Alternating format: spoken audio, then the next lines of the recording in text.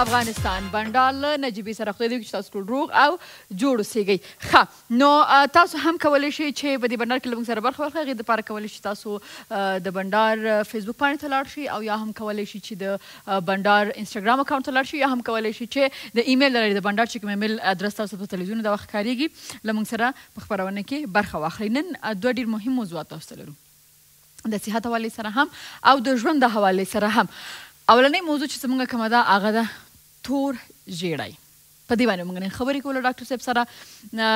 موضوع موږ شریکه کړې په سوشل میډیا، تاسو کولی چې خپلې پوښتنې له موږ سره شریکې کړئ او موږ به کوشش کوو چې خبرو ته ځواب ورکړو بغیر د ډاکټر د فیس نه، یعنې مفته. صحیح ده. او بل هم ډېره مهمه خبرداره چې موږ او تاسو یعنې ژوند تېرولو لپاره یعنې دا ژوند چې دا په امید باندې تېرېږي. صحیح ده.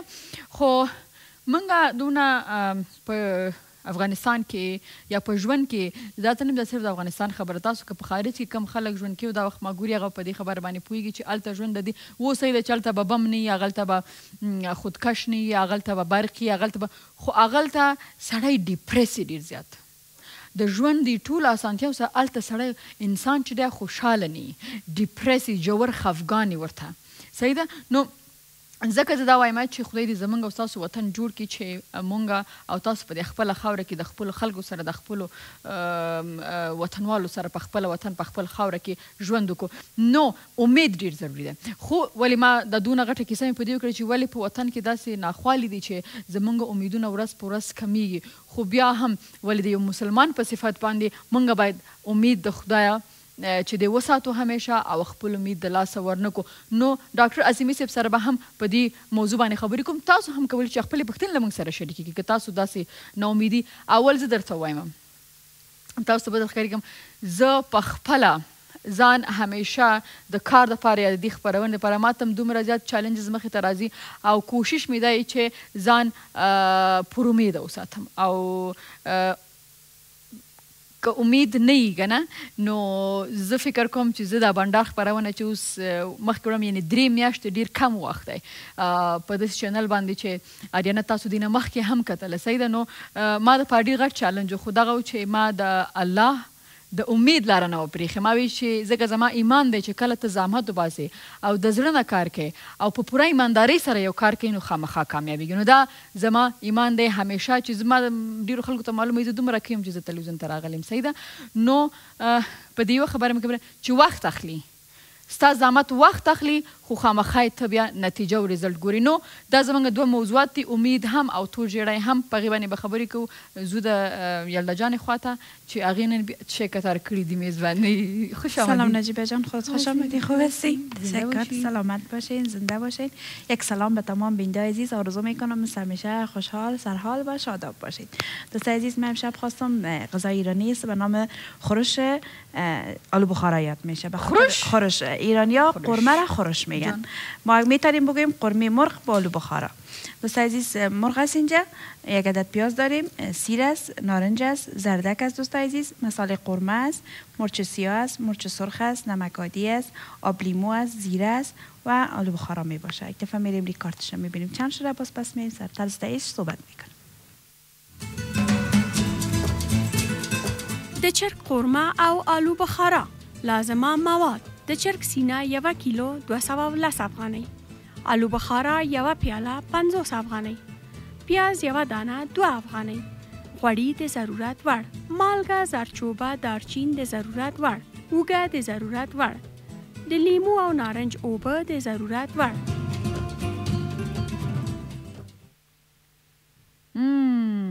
خوش آمدید یو وارې بیا د دې پرایز لیست نه وروسته.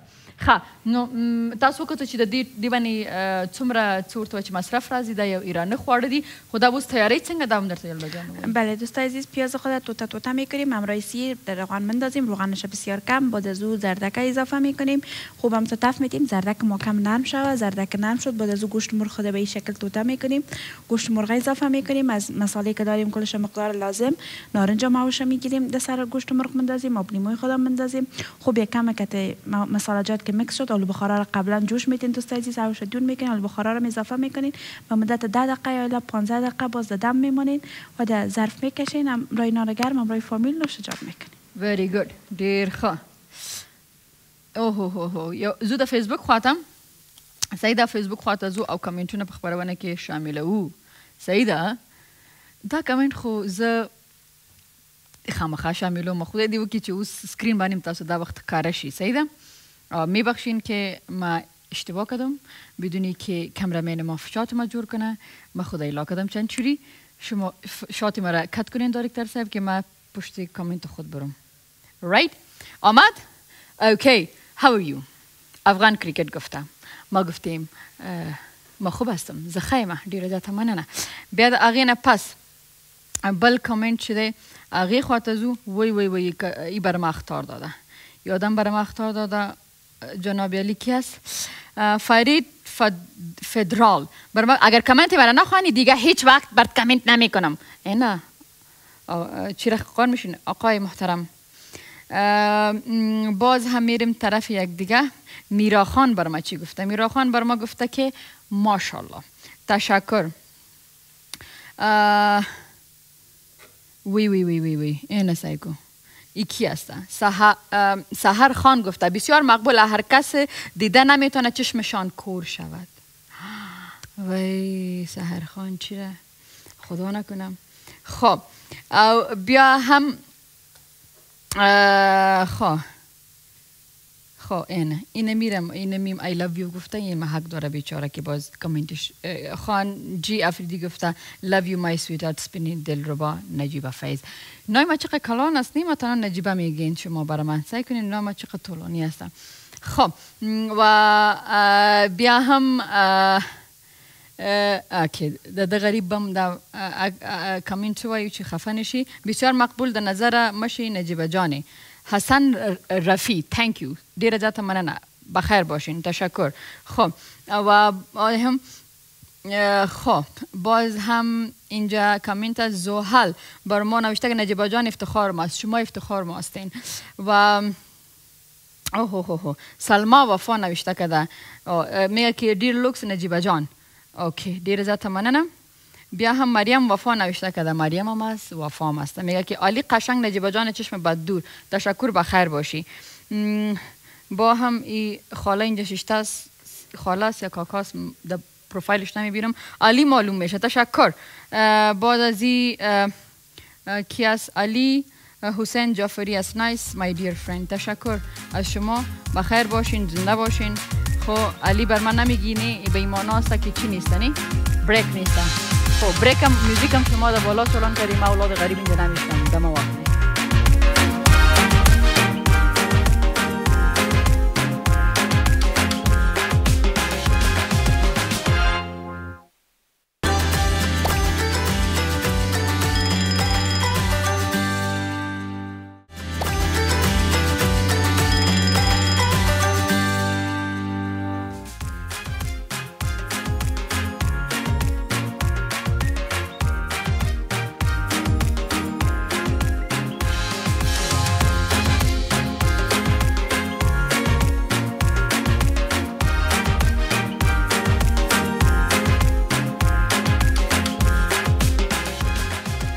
راغلاس خبرونه بنډار له نجیبې سره. څنګه تاسو خاصې په خیر استئ؟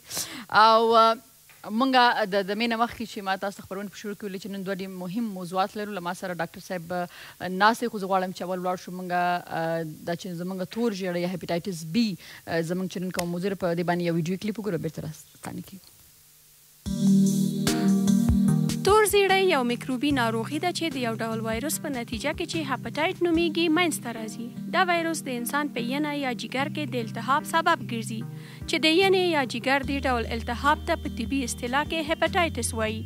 په ټوله نړۍ کې د 2 بیلیونه څخه ډیر کسان په دې ناروغۍ اخته دي. په اکثرو خلکو کې دا ناروغي د یو لنډ وخت لپاره پیدا کیږي چې له تداوي وروسته ترې په بشپړه توګه شفا پیدا کوي چې دا ډول حاد تور زیړی نومیږي. د تداوی او جدي پاملرنې په صورت کې په دې ډول تور زیړي کې ینې یا جګر ته کوم زیان نه رسیږي. ځینې وخت داسې هم پیښیږي چې یو شخص د تور زیړي په ناروغۍ اخته وي ولې پر ځان پوه نه وي ځکه چې په دې حالت کې په ناروغ کې د تور زیړي هیڅ ډول اعراض او علایم نه ښکاري. خو په دې حالت کې کولی شي چې نور روغو کسانو ته د تور زیړي میکروب انتقال او هغوی د تور زیړي په ناروغي اخته کړي. ځینې وخت دا ناروغي د اوږد مهال لپاره د انسان په وجود کې موجوده وي چې دا ډول د مزمن تور زیړي په نامه یادېږي. مزمن تور زیړی د ینې یا د جګر سرطان او خرابوالي سبب هم ګرځي. د مزمن تور زیړي پیښې په ماشومانو کې ډېر لیدل کیږي. نو لما صدیر محترم محمد رفیع نظیر صاحب ناست دکتر صاحب شه راغلاست. تشکر. سلام خدمت شما دارم، خدمت بینندای عزیز چی در داخل کشور و خارج از کشور. امیدوار هستم همگی صحتمند باشن و از صحبت‌هایی که در مورد زردیسی‌ها یا هپاتایتس بی مشخصا ما داریم امشب بهره برداری کنم. صحیح ده. ډاکټر صاحب اولنۍ پوښتنه به دا کومه چې کومې خبرې د دې وجه جوړیږي چې خلک په تور زیړي اخته کیږي؟ دا چی شنه کیږي؟ زردیس یا هپاتایتس بی یکی از ویروس های بسیار زیاد ساری است. اوکی. نهایتا ساری است. اصلا ترانسمیشن میشه، طور نیست که پیدا شود، از یک نفر به شخص دیگه انتقال میکنه. و گفته شده که 50 الی 100 بار امی ترانسمیشن از این چانسش بالاتر از HIV است. یعنی از HIV هم که 100 مرتبه چانس انتقالش از یک شخص به شخص دیگر زیاد است. و طریقه های مختلف بر انتقال وجود داره. مثلا اگر ما از پیدایش بگوییم، یک طفل وقتی که پیدا میشه دفعتاً از جریان تولد در داخل بطن مادر نمیگیره، با وجودی که مادر پوزیتیو باشه و فعال هم باشه زدی. زم دغه موضوع به ورس ډیسکس کوم. اوس به دې تراشم چې منګه ټول چې دا وخت کوم لیدونکي هم خبرونه ګوري. صحیح ده. منګه په خپل ځان کمی نخې په خپل ځان کې ګورو، بیا په دې لوړ شو باید خپل ټیسټ وکړي چې خدای دې نه کې موږ د خو هپاتایتس بی یا تور زیړی نه. اینطوری گپ است که وقتی که انسان مبتلا میشه بعد از 30 روز الی 180 روز میتونه که این اعراض علائم ایجاد شود. خب به دو شکل مشکل پیدا میکنه. یکی شکل حاد یا اکیوت و یکی شکل مزمن یا کرونیک. شکل حادش که است عیناً مثل می زردیای زردوار است. شخص کاملا زردی می داشته باشه، چشما زردی دیده میشه، بیشتیایی می باشه، جان دردی می باشه، چشما سفیدیای چشم زرد میشه، درد در بطن می داشته باشه، استفراغات می داشته باشه، اسهالات می داشته باشه، جلد خارش میکنه ولی خارش که است در کل اشکال زردی وجود می داشته باشه. این شکل حادش است که بعض اوقات اگر در شکل حادش امو سپورتیو تو تریتمنت تام نیست در ایالت، اگر امی سپورتیو تریتمنت برای مریض صورت نگیره، این امکان داره که حتی باعث مرگش هم شود. ولی در حدود 90% مریضا و خصوصا اطفال وقتی که هپاتایتس بی را میگیرن اینا میرن کرونیک میشن. شکل کرونیک یا مزمن از این میتونه که اعراض داشته باشه و میتونه که اعراض نداشته باشه. ولی اگر که ویروس فعال باشه و در جگر امی پروسه انفکشن همیشه جریان داشته باشه، آهسته آهسته وظایف جگر خراب کرده، حجراتش خراب میکنه و جگر میبره طرف فتی، چربی میشه، بعد از او فبروز میشه، باز سیروز میشه. سیروز مرحله نهایی خرابی حجرات جگر است که باز در او وقت حتی باید تعویض جگر صورت بگیره، یعنی لیور ترانسپلانتیشن شوه برای مریضا. و بعض اشکالش د دې نخیت شي دی لکه دا مغه سیدی چې وجود اشتها بندي. نه دا کله چې ډیر یعنی کرونیک حالت کې یعنی په یو حاد صفحه کې لاشي د سه حالت پیخي چې دا حالتونه پیدا شي یا د دې چې کله چې هینا یا جگر سیروز خواته ورشي نو دا کېدای شي چې نس کې اوبه توی شي، جمع شي، پوخه پرسوبو کې یعنی ژیړی په ټول وجود کې ولیدل شي، اشتها کم شي، یعنی دا سپین ځایونه تر سترګو کې دا ژیر کېږي، ژیر شي. دا کله چې دا جگر بالکل خراب شي او مریض حالت خانه دی شروع کی یعنی که کرونیک ورشي یعنی هیڅ علائم هم مریضونه لري. اکثرا خلق د تصادفي توګه تشخیص کیږي. مثلا زما دغه وایم کنه چې تر څو د دې لیدونکو دا وخت ګوري ځکه وایم چې تاسو ورته لږ نورم واضح وایي چې کومې داسې خبرې دي چې هغه په خپل ځان کې ګوري باید یې ورې د خپل د هپاتایتس بی یا د تور زیړي ټیسټ وکړي. کومې خبرې دي؟ در شکل کرونیکش کدام گپ خاص وجود نداره. یعنی که ما نمیتونیم بفهمیم، ولی ما پیشنهاد میکنم که هر شخص سالانه یک انوال چکاپ برای خود بکنه. همگی یعنی یک جنرال بادی چکاپ به خاطر از اینکه بفهمه که در داخل وجود ما چی جریان داره و زمین زردیس یا هپاتایتس بی سی اینا شامل امو معاینات هستند و میتونه که ای پیدا شود. بعض اوقات مثلا یک شخص میره میخواد به کسی خون بده، ایره WHO ریکامند میکنه که قبل از اینکه خون بر شخص ترانسمیت شود باید خون بر 4 چیز حتما چک شود که او هپاتایت 20 تا، هپاتایت 30 تا، مالاریاس و HIV است. اینی 4 چیزا ما باید در خون تست کنیم، بعد از او برای مریض انتقال کنیم، چرا که برای اول بار وقتی که بسیار زیاد انتشار کرده بود، یعنی قبل از 1982 اینا زیادتر از طریق امی ترانسفیوژن یا تطبیق خون انتقال کرده بود به بسیار زیاد مردم و این تصادف میکنه به وقتهای جنگ دوم جهانی الی سال 82 که در سال 82 باز واکسینش تهیه شد و این تستایش تهیه شد که بالاخره به خاطر جلوگیری از این ما باید اقدام بکنیم. او د دې ټیسټ چې کیږي د هپاتایټس بی یا د تورژیړي نو دا ټیسټ افغانستان کې کیږي، کابل کې کیږي او دا څنګه تشخیص کیږي څنګه؟ یعنی یو 14 کال مخکې هیڅ تست پاسیبل نه و افغانستان کې، مګر اوس تمامی تستونه چې دا ویروس ته ضرورت لري، یعنی په تشخیص کې او د تداوی د تعقیبولو لپاره دا ټول په لابراتوارونو کېږي. مثلا سټپ بای سټپ دی. اول یو سیرولوژیک ټیسټ ده، یو کست کې یو ډراپ بلډ اچول کېږي او معلومیږي چې هپاتایتس بی لري یا نه لري، یا خپله د انټیجن معلومیږي یا انټي باډي معلومیږي چې وجود کې شته. دا کابل کې کېږي، دا ډېر ساده ټیسټ ده، هر ځای کې کېږي، یعنی هر کومه لابراتوار کېږي. وروسته بیا یو څه نوم اخلي؟ دی ټیسټ دا روټین ټیسټ ده، روټین هپاتایتس بی ټیسټ. او بل ټیسټ ده هپاتایتس پروفایل. هپاتایتس پروفایل کې 15 معایناتونه کېږي چې دا د ویروس پارټیکلز، ویروس انټیجن، ویروس انټي باډیز، دا شیان ټول معلومیږي او دا نه انټرپریټ کېږي چې دا وایرس فعال ده یا غیر فعال ده وجود کې. که دی که هم معلوم نشو، وروسته بیا موږ لرو پی سی آر، پولیمرایز چین ریاکشن. دا معنی کې یو وایرس یعنی پولیمرایز کېږي، یعنی یو وایرس په میلیونونه تبدیل کېږي په لابراتواري کې. بیا وروسته دا ټیسټ کېږي او د انسان فعال او غیر فعال وایرس یعنی د وایرس ډي ان اے ټیسټ کېږي، که ډي ان اے شته که ډي ان اے نشته. که ډي ان اے ونه وي نو دا غیر فعال ده او تداوي ته هم ضرورت نه لري. که ډي ان اے معلوم شي، که 3500 زیاتی کاونټ، نو دا تداوی ته ضرورت لري. نو او هم کوانټیټیټیو هم کوالټیټیو کېږي. یوازې دا جینوټایپینګ چې دا کومه جینوټایپ ده یا کومه سیروټایپ ده، دا لکه افغانستان کې لږ کم ځایونو کې کېږي، مګر پاسیبل ده. یعنی داسې ټیسټ نه ده هپاتایتس بی لپاره چې کابل کې ونه شي. صحیح ده.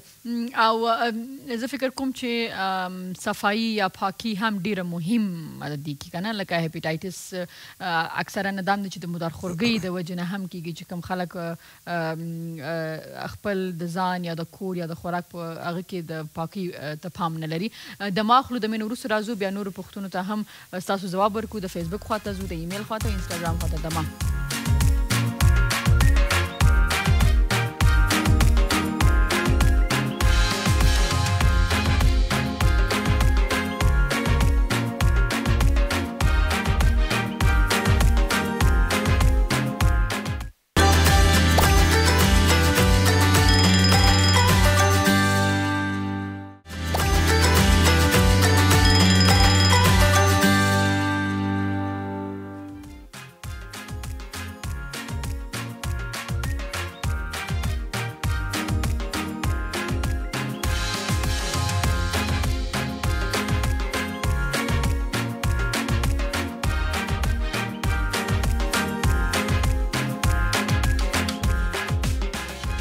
راغلاست خپرونه بنډار له نجیبې سره. موږ د تورژیړي یا د هپاتایتس بی په باره کې خبرې کوو.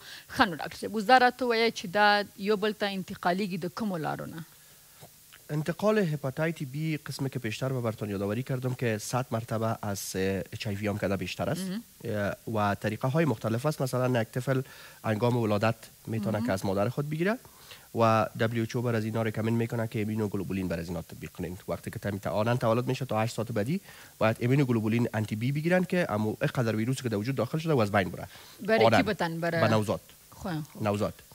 ما فکر کنم نامزاد. و اوکی. هر کس دیگه. خود دیگه. خود دیگه. شنیدن است. نه، که میگه یک گوشنه گفته بود که دو چند میشه، میگه 4 نان. 4. خب موضوع دیگه که هپاتایتس بی یک بلاد بارن انفکشن است و بلاد بارن وقتی که میگیم ای باید وقتی که از یک انسان به دیگر انسان عبور میکنه باید خون دخیل باشه.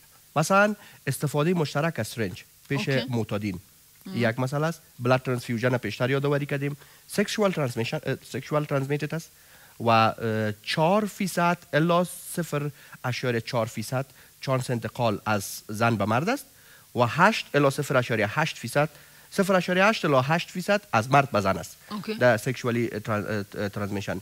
تماس با خون یا بادی فلویدز که منتن باشه، پیش کسایی که زردی سیاه فعال و به فیصدی بلند دارن، حتی میتونه که در دیگر قسمت بادی فلویدشان مثلا مایاتی که در داخل صدر است و بطن است و اینا هم انتقال کنه، حتی با ادرار و این مسائل و لعاب دهن یا هم میتونه که انتقال کنه، در حالی که HIV با این طریقه ها نمیکنه انتقال.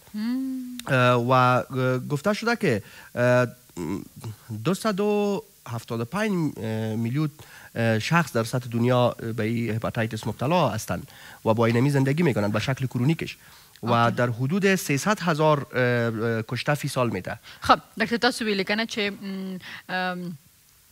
وزارت کې کوم د پیاله کې کم سړی خوراک کوي، کم ګلاس نه استفاده کوي یا کم ټاول یا جان پاک یا دوسپاک نه استفاده کوي، د یو کس هپیټایټس بی دی یا تورجیری دی او هغې نه د کور نور خلک چې هغې نه استفاده کوي، آیا بیا هم دا مرض تاسو مخکې وویلې چې کیدای شي؟ همدا یو کلچرل پرابلم ده زموږ وطن کې چې چا چې کومه تورجیری ولري هغې نه ټول ځان لرې ساتي، مګر بیا باید کلیر وکړو چې دا لاس ورکولو، دا حق او دا یو ځای کې نستلو، یو کور کې ژوند کولو کې دغه حالتونه کې یعنی د انتقال چانس کم ده، مګر چا چې کومه هپاتایتس بی مریض سره ژوند کوي نو هغه مجبور او مکلف دي چې خپل درې کومه واکسینونه چې دي درې مدت وختونه چې کیږي دا واکسینونه مکمل پوره وکړي او خپل انټي باډي کې ټیسټ وکړي چې دا 15 او یا نه زیاتي، که نه یې زیات بیا بیرته دا واکسین وکړي او کله چې دا انسان واکسین شي نو دا کیدای شي چې 20 کاله پورې وزارت وایي زم چې دا خبره لږ نوره ورته واضحه کوي، واکسین کړي هغه یو بله خبره، نی کړي هغه بله خبره.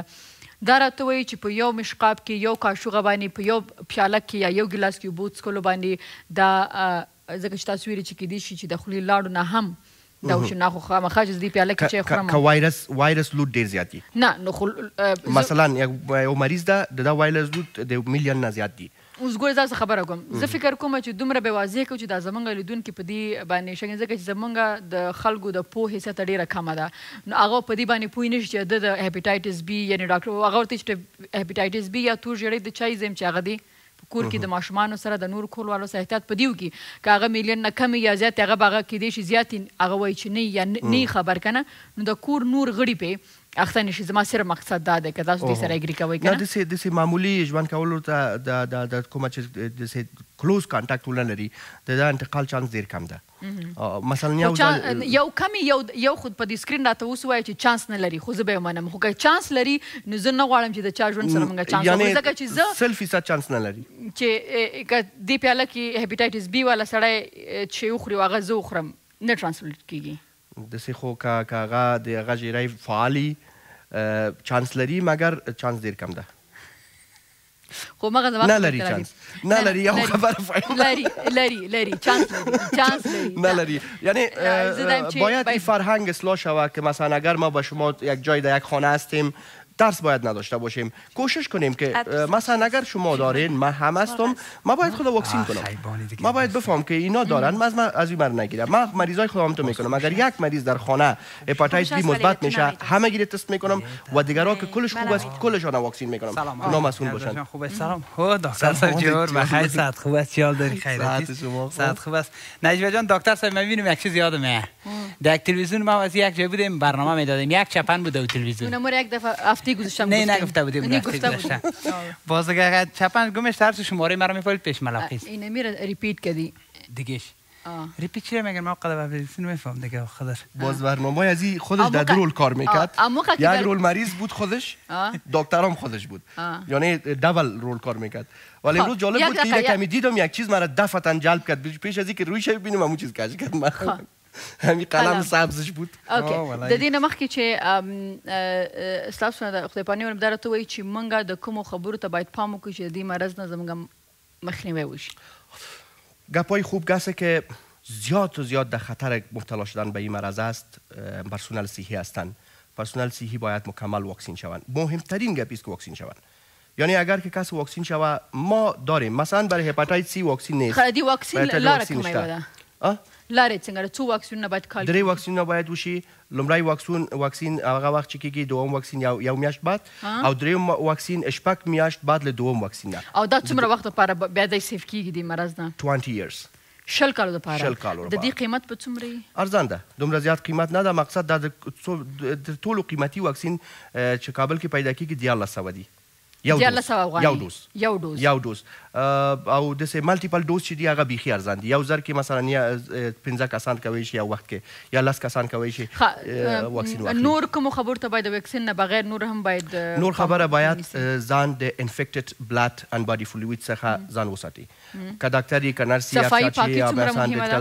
یا کله چې کومه سلماني ته ورشي باید مطمئن وي چې دا وسایل پاک دي، یا خپله ځان وسایل ولري په سلماني کې، د بکس ولري خپله داسې. او کومه رایشګاه ته کومه ښځه ځي که نه، دا باید ډېر زیات پام وکړي چې د هغه وسایل باید پاکي.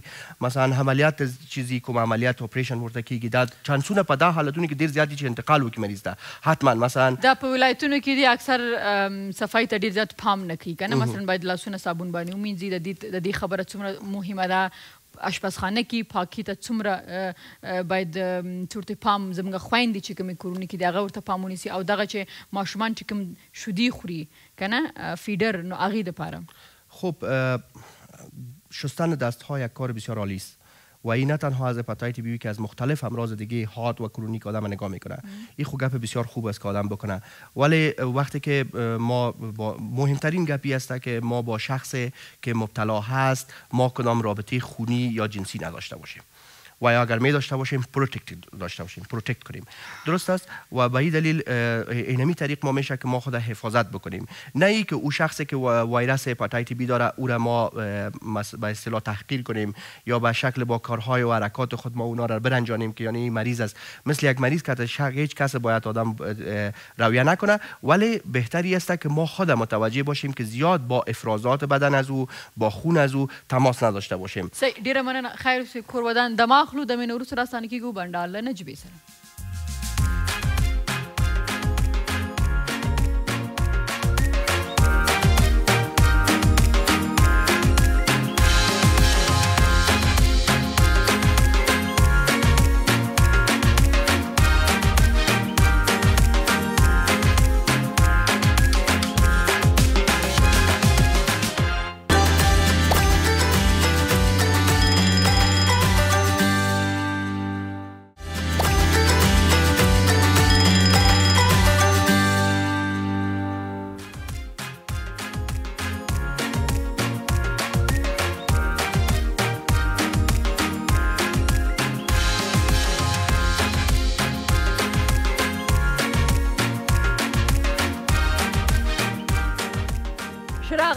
خبرونه بنډار له نجیبې سره.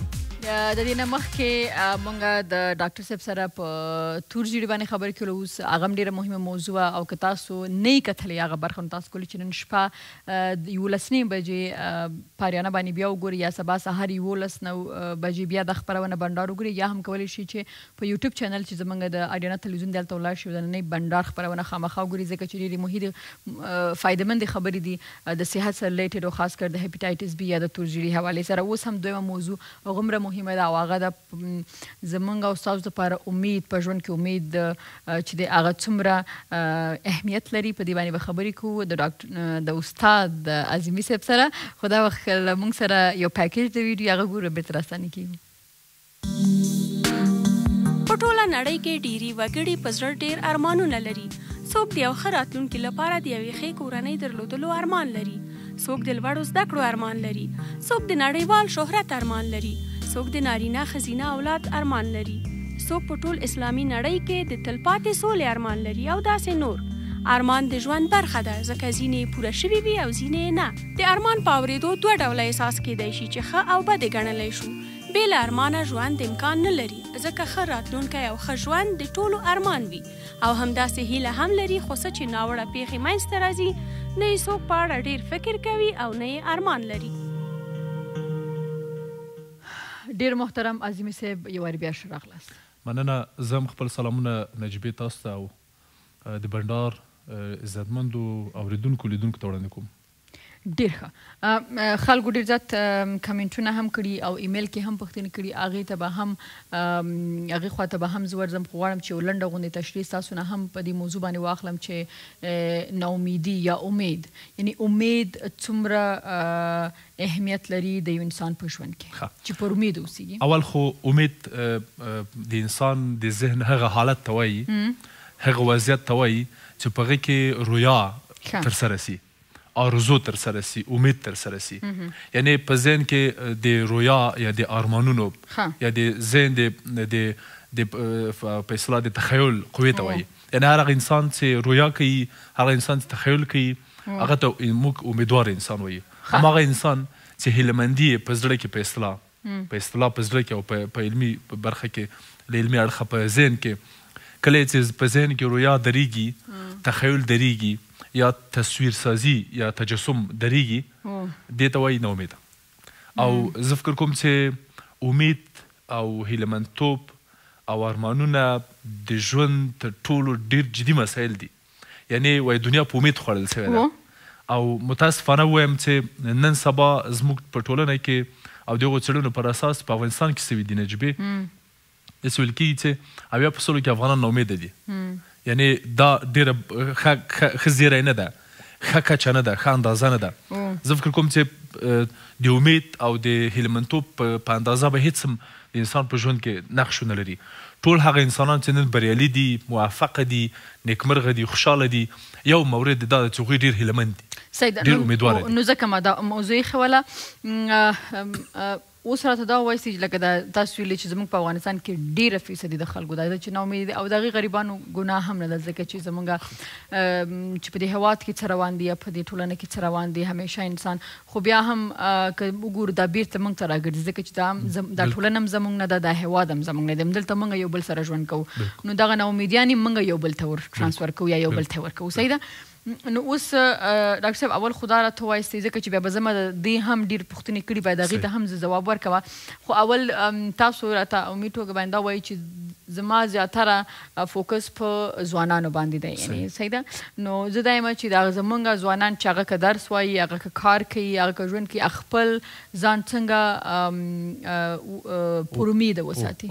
زه فکر کوم چې یو مورد چې په امید او په هیلهمندتوب کې ډېر نقش لري ډېر تاثیر لري هغه عمل ده. زه په ډېرو ځوانانو کې په خاص توګه په دغه کهول کې په دغه نسل کې زه ډېر د عمل روحیه نه وینم لکه څنګه یعنی ټول ناست دي چې وایي بابا غوښې ډوډۍ راوړي یو څوک تیار راوړي ډوډۍ واړي په خوله کې ور واچوي او دی صرف هغه پې وکړي خوله پې ووایي او زیاتي معدې ته په خپله لاړه سي دا ګورئ تاسو په نړۍ کې د غټو خلکو ژوند ولولئ مثلا د هغو مشهورو خلکو چې نن په نړۍ کې تر ټولو ډېره بډایه لري مثلا تاسو د سټیو جابس ژوند ولولئ تاسو د بیل ګیټس ولولئ همداسې تاسو د مایکل جکسن ولولئ مثلا همداسې د ورزشکارانو ولولئ دا ټول هغه خلکو چې په خپل وخت کې ډېرې بدبختۍ درلودې یعنی دغه ناچارۍ او دغه بدبختۍ یوازینی څه چې موږ ته یې راکوي باید هغه حرکت وي یعنی له دغه ځوان نسل نه صرف یو مورد غواړم هیله وکړم چې عمل وکوي صرف عمل نور هیڅ توصیه نه ورته لرم صرف عمل یوازینی شی چې انسان او دغه نسل دغه افغان نسل عمل لکه څنګه یعنی دوی فکر کوي چورتونه وایي رویاګانې کوي خیالونه وایي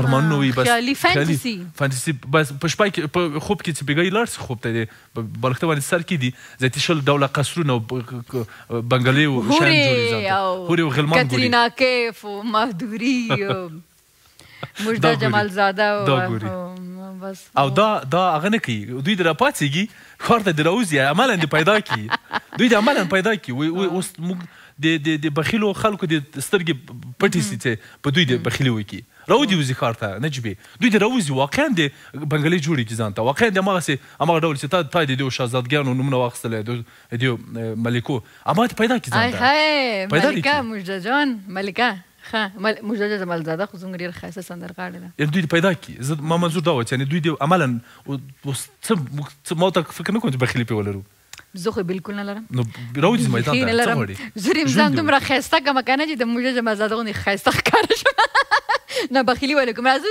دغه خواته د اینستاګرام د بندار خواته هلته خلکو موږ ته لیکلي چې زما سوال آرزو داشته ها دکتر صاحب یک سوال دارم اگر آرزو داشته باشی ولی به او نرسیم ما از زندگی دلسرد میشیم و امید دیگر نداشته باشیم که در زندگی پیشرفت کنیم اگر امکان داره دکتر صاحب میشه یک توصیه کنیم خب ببینید قرار نیست ما با هر آرزوی خود برسیم اصلا مسئله این نیست که ما هر آرزویی را که میکنیم به هر امیدی که به دل داریم به ذهن ما پرورش مییابه و در ذهن ما میاد به او برسیم محترم تصور ما است شبیناز 1 2 3 دمیت ازم شبیناز بذار جواب ورسیم تاسو پیژنید گردونه خوزم پویشم کنه کجا رفتین ما جواب میدم والا که شما رو شما بریک بگیرین از ما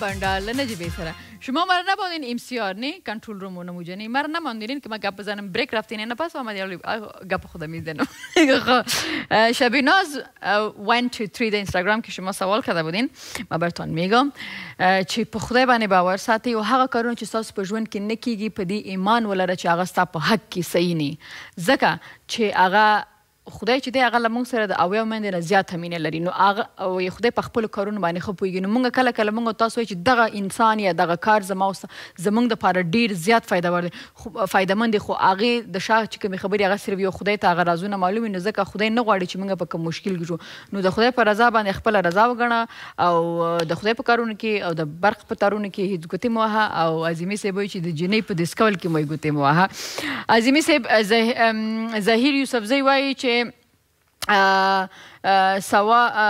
زما دغه سوال دی ډاکټر صاحب څخه چې په مینه کې ډیر خوند وي او که په واده کې صحیح ده زما په فکر چې مینه کې ډیر خوند وي ولې چې نجیبې لا تر اوسه واده نه دی کړی زه غواړم دا ووایم چې په مینه کې هم خوند ده او په واده کې هم مهمه دا ده چې دغه واده چې ده نجیبې جان ښه دا اول خو دغه واده د ځینو اړتیاو د ځینو تمایلاتو پر اساس موږ یو چا سره اشنا کیږو بیا د ځینو شرایطو پر اساس هغه کس سره واده کوو بیا د ځینو مهارتونو پر اساس هغه سره ژوند کوو که موږ دغه مهارتونه زده کړو دغه هنر زده کړو موږ له مینې نه ګډ ژوند یا واده نور هم خوږولی سو مینه هغومره نه وي خوږه لکه ګډ ژوند زه په دې باور یم دې ورور ته دا غواړم ووایم چې که لږ په اصطلاح له مهارت نه کار واخلئ لږ په پوهې نه کار واخلئ له هوښیارۍ نه کار واخلئ زه په دې باور لرم تاسو کولی شئ چې واده تر مینې هم خوږ کوي ډېر ښه ډېره ښه خبره تاسو وکړله او دې سره د یو میل خواته ځمه محمد رفیع نگزاد علیه السلام نجیبه جان قن و یلدا جان عزیز عایشه خوشبو نگزاد هستم از کابل برنامه شما را زیاد دوست دارم من و پدرجانم هر شب برنامه تان میبینیم و همچنان امشب بسیار مقبول شدید این گلها با خودت اینه محمد رفیع باز نوشته کرد خودت خوشبو هستی فهمیدی یا محمد رفیع هستی عایشه خوشبو هستی یا محمد رفیع بازم تشکر بخیر باشه ښه وزاره تو وایي چې عموما منګه ټول دا غواړو چې باید امید په ژوند کې ولرو نو ښځه سړي نجیبه یلدا دغه لیدونکي محصل منګه ټول ته منګه د طریقه وښیو چې باید څنګه منګه مثبت پاتې شو اولی مورد خو زه غواړم همغه ډول مې څه وړاندې د ځوان نسل لپاره دا پیشنهاد وکړه چې دوی باید عمل وکړي اول پیشنهاد مې دا ده چې کوشش وکړي چې عمل وکړي یعنی هر هغه انسان چې عمل کوي او قدم اخلي قدم یې په خپل امید زیږوي په خپل امید پیدا کوي یعنی هر هغه انسان چې راجګېږي له ورسۍ نغې خوا ته یو څه ویني هر هغه انسان چې له کور راوځي یوه تازه هوا تنفس کوي هر هغه انسان چې کوڅې ته راوځي له یو ښه انسان سره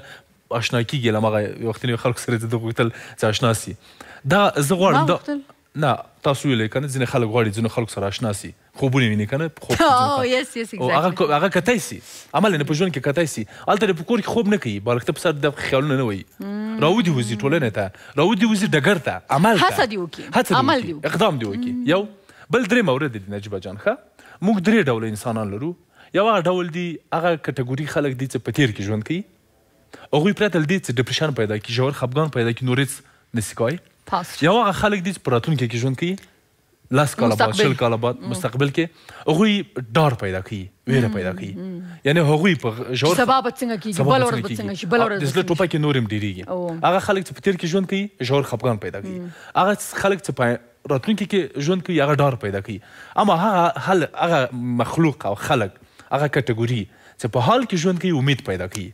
ډېر ښه دا زه دته یم د ډاکټر صاحب دا خبره زه تاییدوم ځکه چې کله کله ماته داسې خبرې راجوړې شي ډاکټر صاحب زه دا وایم چې دا به یوه هفته پس څه کېږي دا یو میاشت پس څه کېږي دته یم د 3 ورځې مخکې خپرونه دلته خلاصه شوه زه لاړم چې زه ایډیټ وکړم خو زړه مې دومره تنګ شوی دی د کابل کې نو جړا راغلې وه او سخت او ما وایي چې زه چاته ټلیفون وکړم چې زه وژاړم چې زړه مې ډېر تنګ شوی زه نور غواړم د کابل نه یو خواته ووځم که نه او چې پس که نه خو بیا مې تحمل وکړه او دا مې ویلي چې دا شپه د خدای په خیر تېرې کړي سبا به بنډار خپرونه لرو او په دې امید باندې چې سبا به کیدای شي دفتر ته لاړه شم یو ښه خبر واورم او اګزیکټلی هماغه شو 2 ورځې وروسته ماته دا خبر راغی چې اریانا تلویزیون IPL واغسته او موږ بنډار خپرونه به انشاءالله د یو څه وخت لپاره په ارامه شم ځکه نه نو دا مې دا خبر دی پروري چې همیشه دا مې یو مثال درکړه خو همیشه په ژوند کې دا یوازې نه ده چې موږ هېڅوک په ژوند کې مشکلات نه لري خدای پاک په هر چا غومره مشکل وخت یا سخت وخت راولي چې هغه توان لري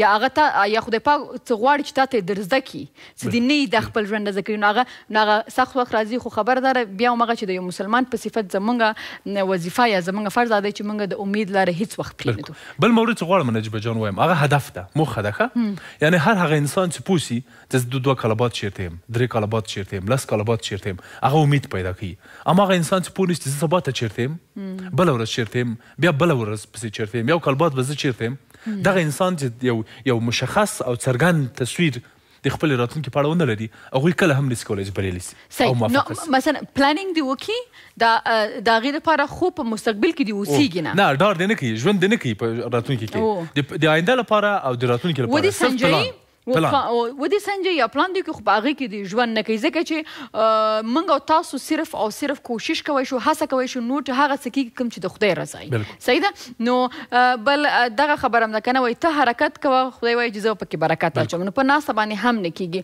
او که د زما د امید سره موضوع ما په دې خاطر باندې ویلو چې څنګه ډاکټر صاحب استاد مخکې ویلې چې زمونږ په هیواد کې د ناامیدي کېدو دپاره ډېرې وجې شته دی که نه نو موږ او تاسو باید چې ځان ته مسلمانان دا یوه خبره خو کلکه ده دې راونیسئ او هغه دا ده چې خدای څه کوي هغه په خپلو کارونو باندې ډېر ښه پوهېږي او موږ باید امید وساتو او یو یقین د خپل ژوند یو بله خبره راښکته کوم زه په دې باندې یقین لرم چې څومره ته پر امیده اوسېږي هغه کار کېږي بالکل دا قانون ده جذب ده ما د نن نه 1 کال 1.5 کال مخکې خپرونه شروع کړله چې د خپرونې یو 4 میاشتې تېر شو نو ما خوب کته چې زه د خپرونه په دې ډول بیا غواړم چې شروع کړم نو هغه کې ډېر مشکلاتو ما دپاره هغه ځای نه بل ځای ته تللی هم ډېر سخته و خو چې کله زه راغلم او ما کار وکړو نو فکر کوم چې هغه څه ما غوښتل چې زه یې وکړم هغه زه نن دلته کوم یعنې غواړم دا ووایم نجیبې چې یوازینی شی چې دنیا ځواب ورکوي او ورته په اصطلاح تعظیم کوي هغه عمل ده پرته له دې چې پشتکار ولري